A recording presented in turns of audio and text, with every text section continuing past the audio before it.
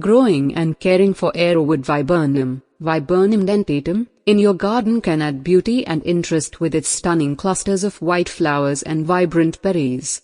This native shrub is known for its durability and adaptability to various growing conditions. Here is a comprehensive guide to help you successfully cultivate and care for Arrowwood Viburnum in your garden. Planting. Choose a suitable location. Arrowwood Viburnum thrives in full sun to partial shade.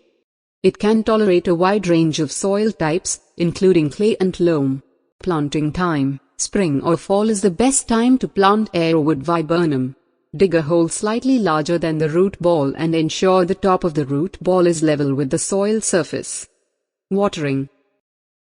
During the first growing season, provide regular watering to help the shrub establish its root system.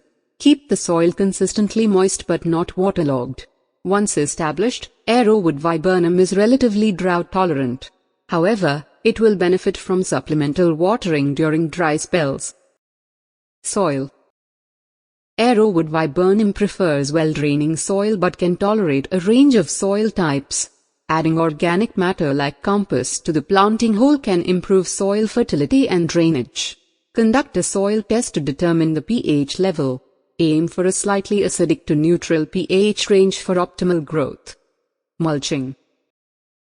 Apply a layer of organic mulch around the base of the shrub, leaving space around the stem.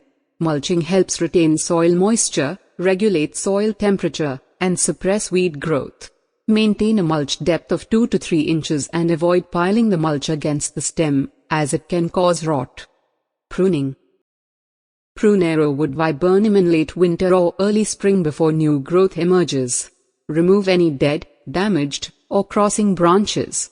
Light pruning can also be done during the growing season to maintain the desired shape and remove any unruly or overcrowded branches. Fertilization.